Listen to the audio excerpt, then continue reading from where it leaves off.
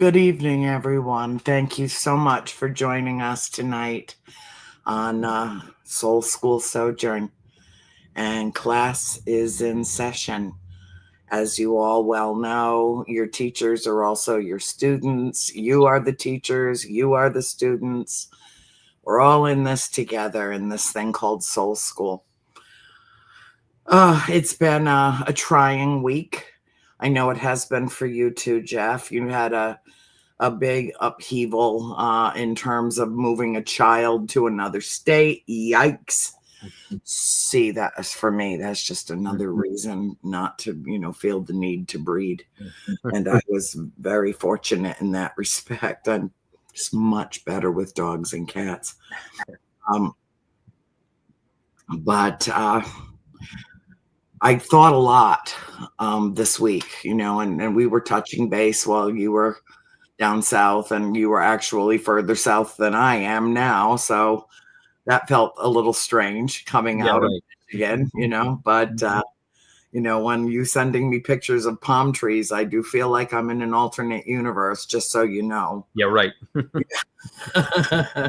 Came back to a snowstorm, so. And then came back to a snowstorm, yeah. Balance, yep. Yeah, I guess. But this has been a very contemplative week for me. Well, from last week into this week as well, because we all know that there's a lot of changes going on, and some stuff that really feels sickening to me. And so I was trying to bring it down in my mind to the best common denominator, and to find a metaphor for this period of time in history that we're living in. And it just struck me that it should be the starfish. And, everybody knows the story of the starfish that's been taken in, out of its humble abode from a storm that has swept on shore and has deposited, each one of these inimitable creatures on the hot sand. And,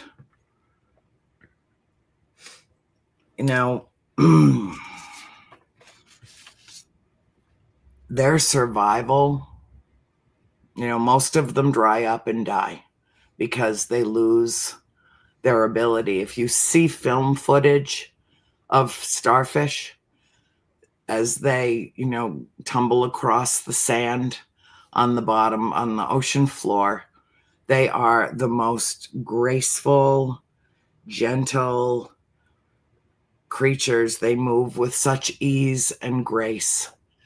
But once they are deposited on the sand, because a wave just brought them in and just left them there, their time is short at that point. If someone doesn't do something to help them, they will die for no reason other than all those people that just walk past them, oblivious to them, or just walk around them, don't take a moment to pick that starfish up that is quite harmless. Yeah. And then just toss it back into the surf and give it a chance to live on, instead of shrivel up and die in the heat on the sand, where it has no mobility and has no opportunity to get itself back to the surf.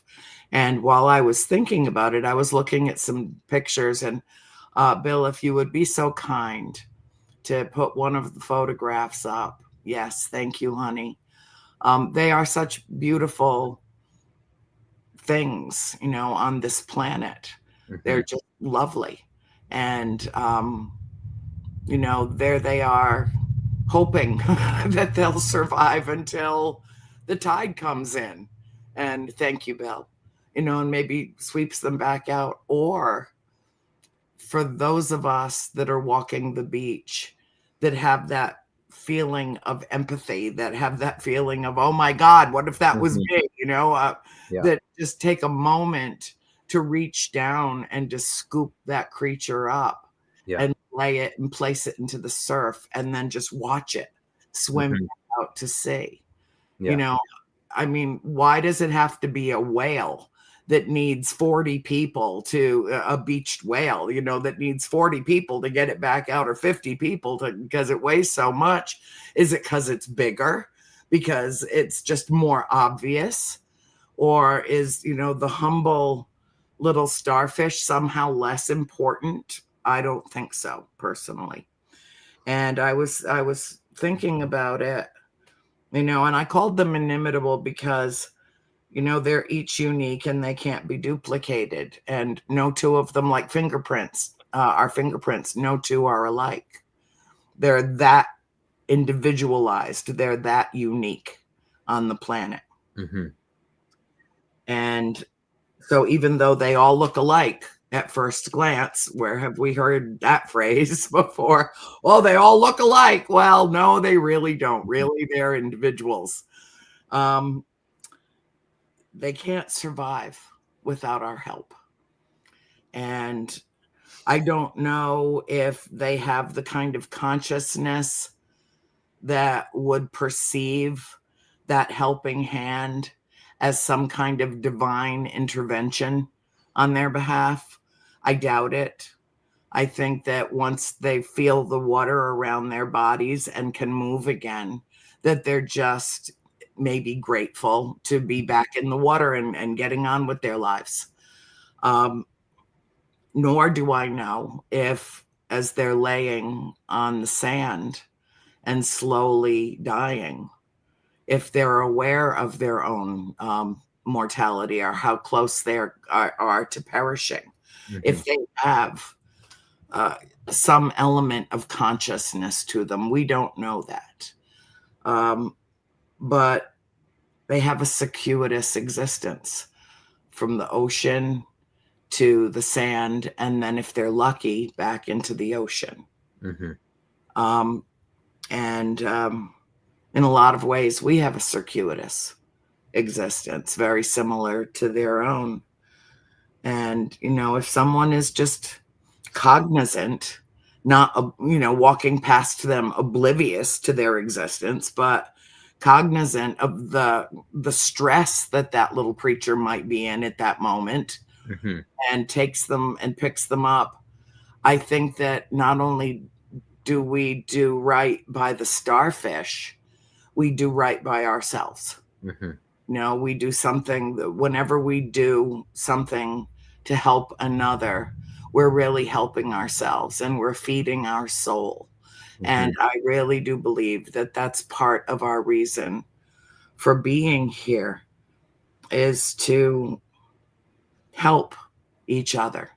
And so to go through this week feeling like that whole concept got turned on its head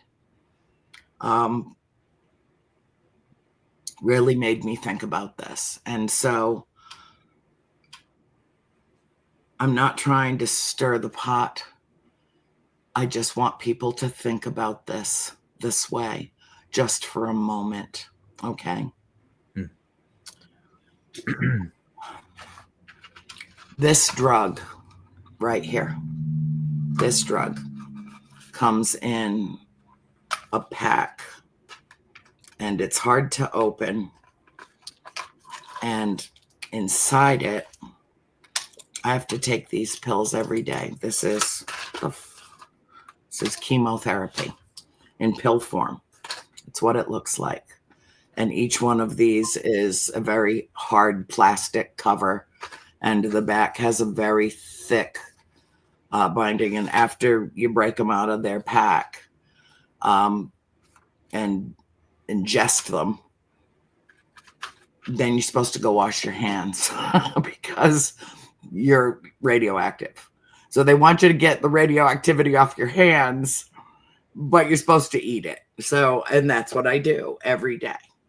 And this drug right here, Kisqali, and this drug, letrozole, which I have to take every day for the rest of my life, how long or short that is. um, suppresses the hormones that feed breast cancer. So that's why I have to take this drug for the rest of my life, to keep those hormones at bay. 5 or 6 years ago, this was an experimental drug. There were clinical trials on this drug. I was not a part of that yet. Now it has been FDA approved because of its efficacy. It is literally keeping me alive and killing the cancer tumors in my body without having to have a port inserted and going to the hospital for infusions of chemotherapy. We've moved past that in a lot of cases. That said, that drug was a product of research that was funded by the National Institute of Health. It is now on the market. And even though it is, I signed paperwork that gave my oncologist permission to share all of my test results with the Center for Disease Control, CDC, right here in Atlanta, so that they can track my progress, so that the next round of Kisqali may even be more effective, have less side effects. I am just now, after 5 months, 4.5 months on the drug, just starting to lose my hair now. I've been very fortunate. My side effects to this drug have been practically nothing. There are hundreds of thousands of people in this country right now who are in clinical trials for experimental drugs that were developed through the National Institute of Health and are being tracked by the CDC, not just in this country, but in other countries around the world. So not only are they developing this amazing work in the conquering of cancer, but then when they have success, like with this drug, they share it with, and I used to be, the pharmaceutical companies, oh my God, you can't even watch one news broadcast without getting 16 commercials, and I still have issues with that. But I will tell you that this drug costs $15,000 a month. The copay on this drug is $3,000 a month. I don't have that. They're giving me this drug and tracking me and my progress on this drug. And I'm one of their star patients. I am having such an incredibly positive reaction to it. So to withhold the funding for this, to stop clinical trials dead in their tracks when somebody is involved in a trial that has to be closely regulated, closely monitored, watched, sometimes tracked weekly in terms of their progress. These clinical trials are very, very detail oriented, very factually based. Data, data, data. So I'm part of the data now. And in my way of thinking about this, I feel like this past week, a storm came through and I was just a little starfish on the floor of the ocean, just doing my own thing, trying to get through and this thing called life. And this storm came through and just deposited me on hot sand. And for a moment, I lost hope that we were going to be able to accomplish this great desire to abolish cancer in our lifetimes, to cure it in all its incarnations.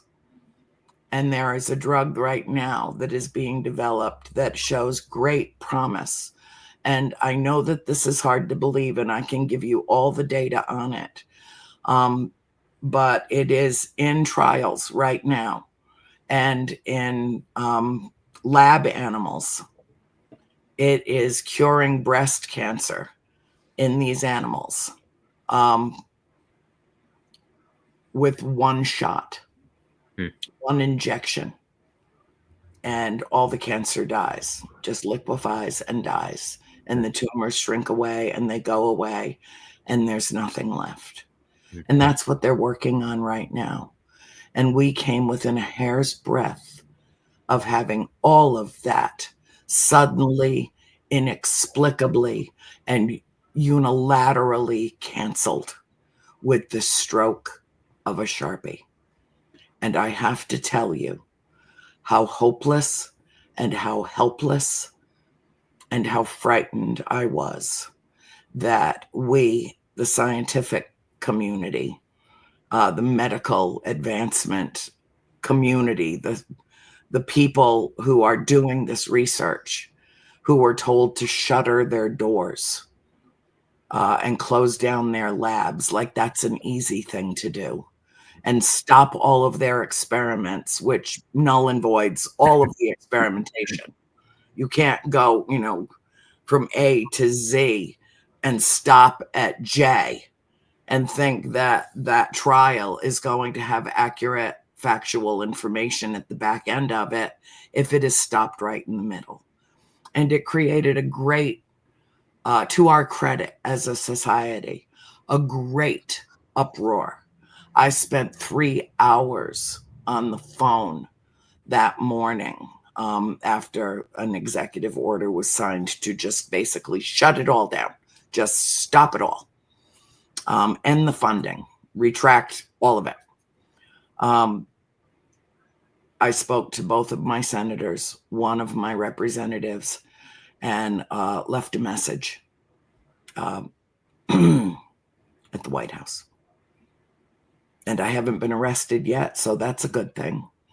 But I was horrified because I believe that to take hope from the most vulnerable among us, the starfish on the sand, when it would just be so easy to lean over and lift up that little creature and toss it back into the surf and let it live. So easy. And to walk past it and to ignore it, to me, is amoral. And I've often said, how can you have a crisis of conscience if you don't have a conscience? You can't. But what I ask people to do is to think in terms of expressing, finding. If it's been killed off, I'm so sorry. But if there's even an inkling of empathy left, caring, putting oneself in the shoes of another for a moment and feeling their feelings, experiencing their emotions, their fear, their trepidation, their sense of abandonment. When we intervene on behalf of each other, I think that in a way that is a form of divine intervention.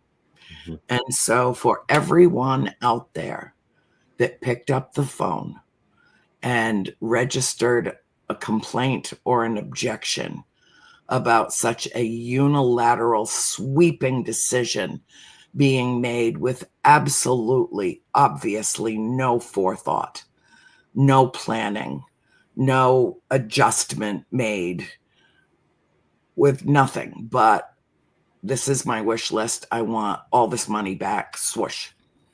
I want to thank everyone out there that took a moment to be appalled by what was happening, and then took a moment to intervene and make a phone call, because it was the flood of the outcry of people all over this country that stopped it on the same day that it started.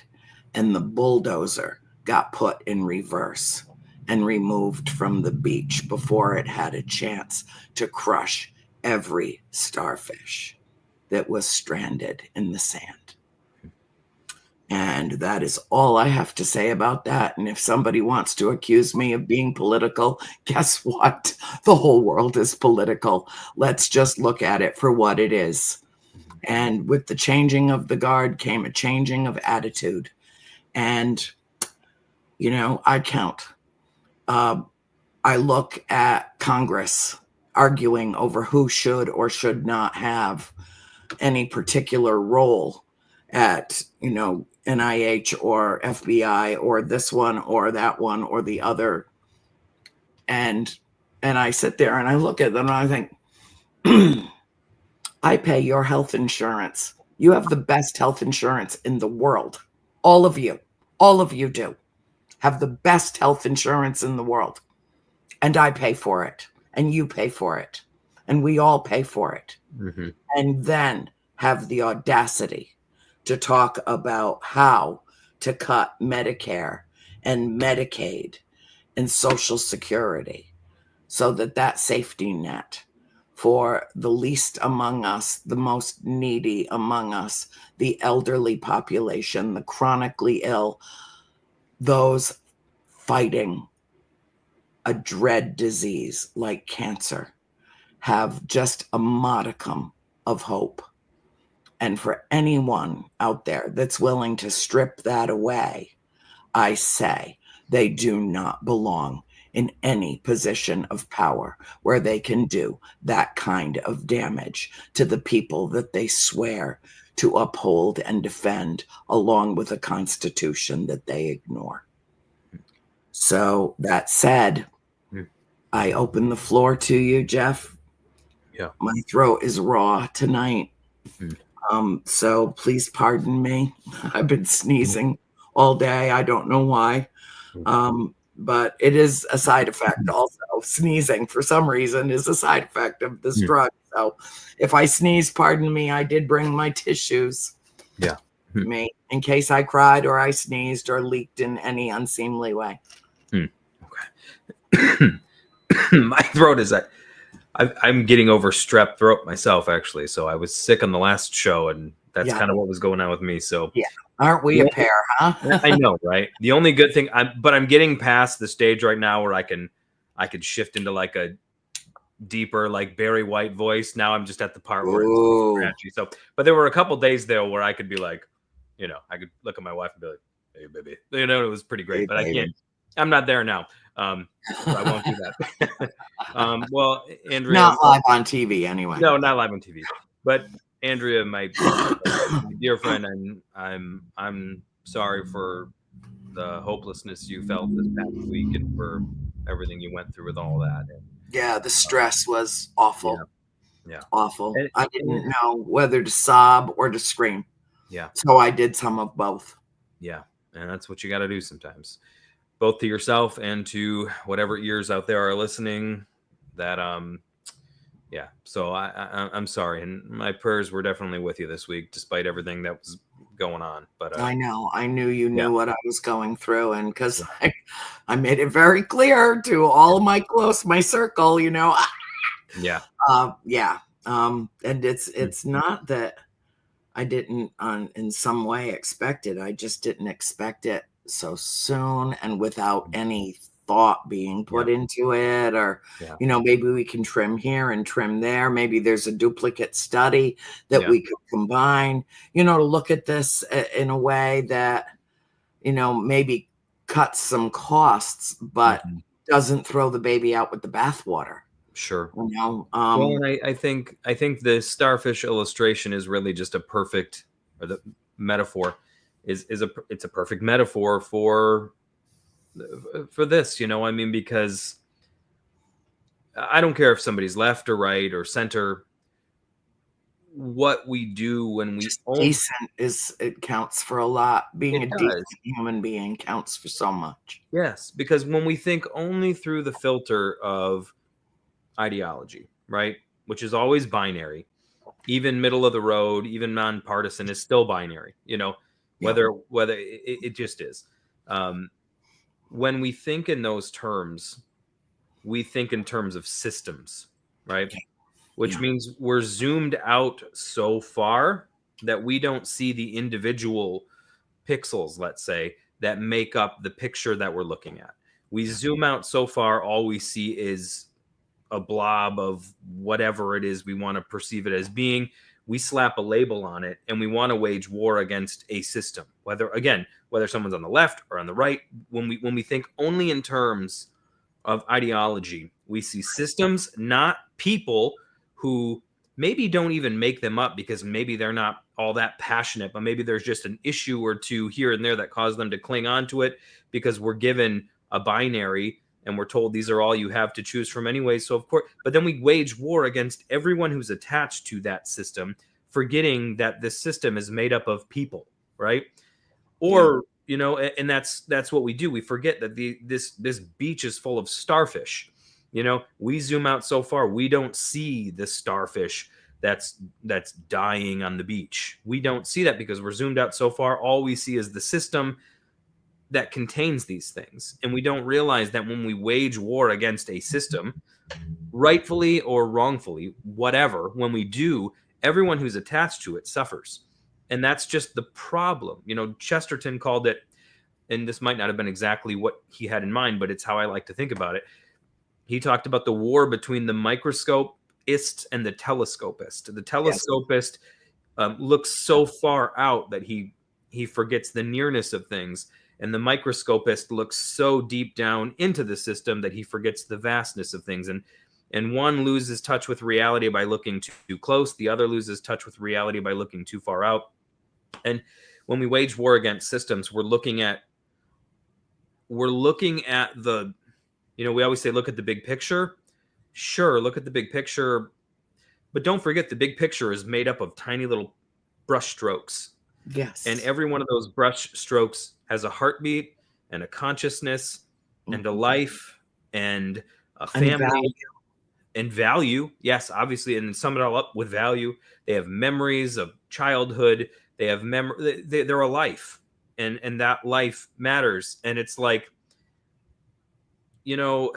whatever system one is a part of, sure, because you're a part of that system, you might feel a responsibility to wage war against this thing or that you might genuinely think is a bad thing. I'm convinced that I don't think people can really control what ideas take hold of them. Ideas take hold of people, and I think like a virus, like anything else, they get taken over by ideas. They're like pathologized, and they become controlled by them. And I believe that. So it's like, okay, so whatever idea has taken over someone, well, within that context that you now exist, you might feel like you have to wage war against this thing or that. But like, if you have you just can't forget what makes up the thing that you're throwing stones at.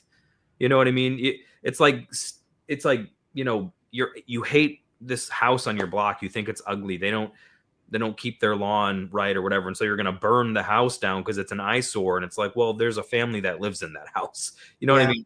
And did it ever occur to you that maybe they don't have the money to fix their broken lawnmower and you've got a perfectly good functional one in your garage, and you could just run it down the sidewalk and say, I'll be happy to do your lawn for you. So instead of burning down the system, you have a new neighbor that you suddenly care about because you know them, and then you find out what their story is, and they came across some hardship and somebody lost a job in the family and the lawnmower is broken down and they can't afford to repair it. And then you be the person that says, you know what, mine's in my garage. Anytime you want to use it, just come get it. And that's the way to live. When you look down at that starfish, that solitary being in the sand, it can't look back and say, I want to live. It can't tell you that. You have to intuit that it is a living being that wants to continue to live. And so with the least amount of effort and the most joy that it could bring you, you lift it up and you save its life. Because anybody who has worked with, let's say, troubled sectors of the human race, right? I'm one of them. Yeah, I mean, whatever it is, abusers of substances, maybe people who are whatever it is, right? Violent, afflicted with this, that, or the other. It's just so easy to put people in a group. It's so easy to throw all these people in a box, slap a label on that box, and then hate the box and the label that it bears, right? And you're just like, oh, dregs of society. These are the problems. But if you hopped inside of the box and you started talking with those souls you threw in there and labeled as this, that, or the other, and you start to learn each individual story, you're like, oh, yeah, I mean, maybe on the surface, it manifests as you're a bad mother. However, when I hear about all the abuse you endured, when I hear about, let's say, the mental illness that you have that's gone untreated for years and years and years, and how it wore on you and wore on you and wore on your relationships, and when I hear of whatever, okay, well, now I start to think a little bit differently. And then I turn to my left and there's the, deadbeat dad or something like that. And there are people out there who fit every stereotype. But or the stereotypes would not exist. Of course. If they didn't have someone that they were applicable to. But for the most part, if you get down in the trenches with people and hear their stories, you realize, number one, okay, you're not just all a photocopy of one another. So you don't all just belong in the box with this label. You're individuals with individual issues and stories and problems that landed you in the situation you're in. And the situation you're in is as unique as you are. And it's just, I was a pastor for so many years, and, you encounter, excuse me, people of all walks of life. And, at first, there's times where you just make a snap judgment about somebody. You're like, oh, I've encountered this kind of person before, oh, I've seen this before. You know what I mean? Oh, you know what I mean? And you can get jaded after a while because you see so many things. You try to help people who are in certain situations. The help is either not received or it's received in a way that, well, it's not the way you would like for it to have been received. And, you get jaded after a while and you're like, I know this type of person. No, you really don't. No, you really don't. And you it's really don't. easier to isolate than to engage. Yes, it is. And I see an awful lot of that happening. And that's how that's how we evolved to be. We categorize things. We throw things in boxes, and it helps us. It helps us if we see the world as systematized and very neat and very clean. Studies have shown if you don't go to the store with a grocery list, a way that you can remember exactly what you need is put everything in a category mentally. Okay, I need things that pertain to dairy. So I need milk, I need half and half, I need cheese, I need sour cream, I need butter. Okay, dairy. I need grains. If you put it in those boxes, you will more than likely remember it if you categorize it. We evolved that way. It helps us if we categorize things. So it's like it's a cognition that helped us to survive. But as with so many of these things, we get to a point where we're misapplying it. You know what I mean? And we start to throw people in boxes, and it helps us. Oh, predator, prey. That's how we see things. I'll never forget. I was a kid. I was like, I don't know, maybe 9 or 10. And I was at the church my dad pastored up in northern Michigan. And this woman got up during a testimony service, which was that really dangerous service where you kind of just let anybody grab the mic. And so like sometimes it was great and it was moving and tear jerking. And then other times it was like, give me the mic back. Yeah, I was going to say other Drop the mic. Yeah. We'd have some interesting conversations on the way home from church about what went down. But this one time, she was a great family friend, but just a larger than life Southern belle kind of woman, and she gets up and careful. No. Just, but I'm like half damn Yankee and half Southern belle, that. I know. I just mean like, I don't know, she's just like a beautiful lady. I loved her, but she grabs the mic, and she normally, when she would grab the mic, she'd just start like preaching and testifying and doing what one normally does when they're holding a mic in church. But this time she pointed up on the platform to one of the like most influential people in the church, a board member, but who was like very influential guy. And she just points at him and she says, "I hate that man." And everybody in the church just went, "What?" And she just starts trembling and crying and says it again, like with passion, "I hate that man." And then she went on to tell a whole story about how she was abused all of her life by a man who looked exactly like that person. And it was kind of maybe an odd way of communicating this, but it was, I guess, therapeutic for her. But it was her way of kind of confessing that and saying, I've carried a grudge against you and I've misjudged you and I'm sorry, but because you remind me of this person, I have this hatred in my heart towards you. And they kind of hugged and were like, "Hey, it's okay." But my point was, what stuck with me all these years is how she mapped a face of someone who hurt her, and then the rest of her life, just those facial features, Mhm. the way the hair was combed reminds her of that. What an impression it Yes. must have made for Yeah. it to have that effect on her lifelong. Yeah. And then this guy who was so far as I know, was a great man, uh, great husband and father, good person, but because of the pain, the genuine, legitimate pain she experienced, it caused her to take this person and put him in that spot. And so Mhm. sometimes we categorize. It's evolution. It's how we survived. Things that hurt us, we throw in certain boxes. Certain colors of foods we throw in certain boxes because we know, oh, I saw my friend Trogdor, the knuckle dragging, Yeah. whatever. He ate that plant and he died. So don't eat that plant. That plant bad. And then we evolve these like boxes and categories. We throw stuff in. It helps us to survive. But then at a certain point, they stop being useful, right? Like when you hate somebody who just reminds you of somebody, but it's not that somebody, but it causes there to be this, but that's how we function. And we misapply these evolved defaults to situations that they don't belong in, and it causes us to misjudge, and it causes us to even do violence to people that are the least deserving. Because I've always look, I get flack from people, but it's just kind of the way I'm wired. Is I always try. I think it's very easy for me to see things from the perspective of like a person who is being put in harm's way. Much harder for me to see the perspective of the one who is putting them in harm's way. But I have tried to, over the years, be very deliberate in trying to understand the mindset of even someone like that. Because most of those people go home at the end of the night and are good mothers, fathers, spouses, not the evil, Hitlerian henchmen we would imagine them to be in our darkest moments. They're not. But then when they're in a certain position and in a certain context, they kind of snap into this role and mode, and they'll do things that are extremely harmful.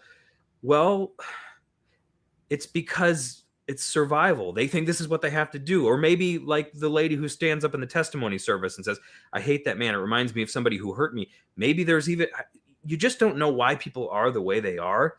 And everybody is a complex bundle of complexities. And we have to, like, in some way, everyone is a starfish washed up on some beach.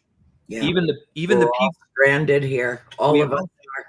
Yeah, even the ones that it is very hard to see that way are themselves starfish washed up on the shore of their own ego, washed up on the shore of their own megalomania and pain, and they act out of this. And sometimes those people who are the most wounded end up in and with power, and people suffer because of it. But even so, they're still just a big starfish, maybe stranded on a bigger beach. And it's like, it's hard to see the world that way sometimes, but like, But isn't it incumbent upon us to try? it is. Isn't it? Yes, it is. To reduce down to its most simplistic form. We've talked so many times about, every major theological treatise ever written includes some version of the golden rule. Absolutely. That is the one thing, the one concept that all of them have in common. Yes. And basically it boils down to do unto others as though you were the others, because to someone you are the others. Yes. Now, that's really what it comes down to. Love Yep. thy neighbor as thyself. Yep. Well, how can you love your neighbor when you loathe yourself? It begins with exploring our own soul and coming to terms with our own existence and finding a way to love ourselves first. Yep. And I will tell you, I can't tell you how many starfish I have saved in my lifetime. I don't know. A lot. Growing up in Rhode Island, going to the beach pretty regularly, I've saved a lot of starfish and the occasional horseshoe crab. But it comes down to that realization of oneness. Yeah. My dear Jeff, we've talked about it so much, that realization of oneness. Essentially, what I am saying is, I love the starfish, and I am the starfish. Yes. Yep.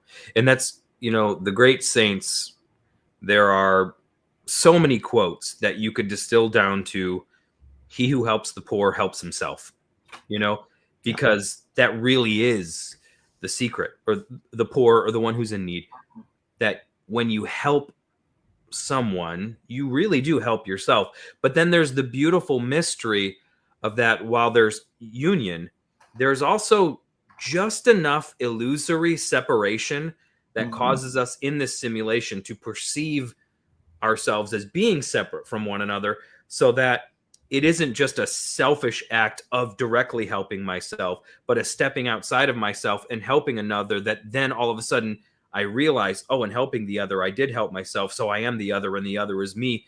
And I love the way the order is set up, because I do have to step outside of myself to help the other. But immediately upon helping the other, it comes back to me, and it's like, I love that. That's why I love what I would call Trinitarian mysticism in Christian thought, of the notion of Trinity. Like I've said so many times, that's why I tattooed it on my arm, the Trinity knot, these connected loops, right? That represents what in Christian tradition is called perichoresis, or the notion that ultimate reality at its core is this community of beings. In Christian thought, we'd call it Trinity. In another school of thought, you'd call it something else. But that they're in such close union one another that the word perichoresis means to move in a circle, to dance in a circle. And so it isn't that they're one and that they're the exact same being necessarily, but it's that they're moving at this rapid pace of hospitality towards one another at such a speed that they become one.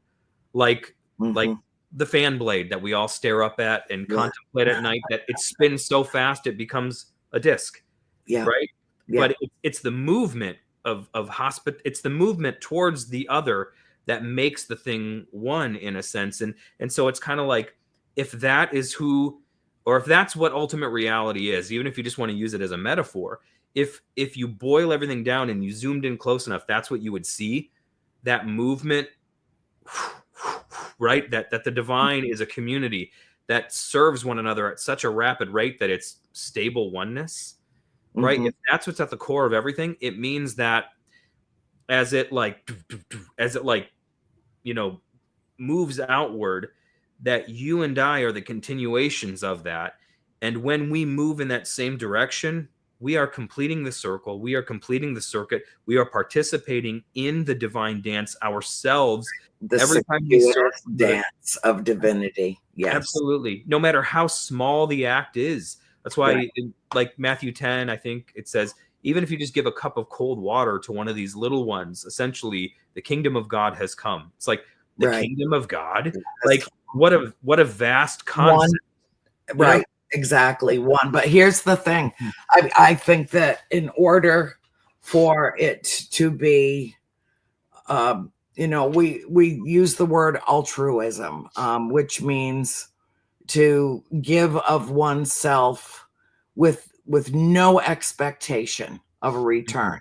And Mhm. yet, once you develop that pattern and that routine of Mhm. giving of yourself, and you get that sensation, that feeling of how wonderful it is, it Mhm. becomes almost like a narcotic. It becomes, what wonderful thing can I do next? Mhm. Who can I help now? Because it feels so good. Yeah. But for us to straddle that line of, not doing it because it makes us feel good, but Mhm. just doing it to do it with Mhm. no expectation of any return, Mhm. even though that there is, an emotional um, benefit that Mhm. comes automatically, to be able to put that aside and to do good for the sake of doing good, Mm. to be kind Yeah. merely for the sake of being kind, to be gentle Mhm. and sweet and loving and pure of heart, simply to be that. Yes. When you reach that awareness, I think that that is a true realization of oneness I do has too. been achieved. I do too. And it really is kind of you you forget that you're doing it with reward in mind, but Mhm, reward comes. But then the whole thing just becomes like a single movement. You know, mhm, the whole thing just becomes one single movement. And it's kind of like I love there's the illustration of the parable of the sheep and the goats in Matthew 25, and mhm, it's a parable of like the end of the age. It's not a literal parable, but he's like, okay, at the end of the age, humanity, it's more complicated than that, but just to make it simple, let's just say people are divided between sheep and goats, let's say. Oversimplified, but whatever. We don't have a lot of time. And so the sheep are like basically the ones who have done right. The goats are essentially the ones who have done wrong. And so um, to the goats, he says, when I was in need, you didn't help me. When I was in prison, you didn't visit me. When I was naked, you didn't clothe me. When I was hungry, you didn't feed me. And the goats all say, when did we see you like this? When did we see you, God? When did we see you in need and not help you?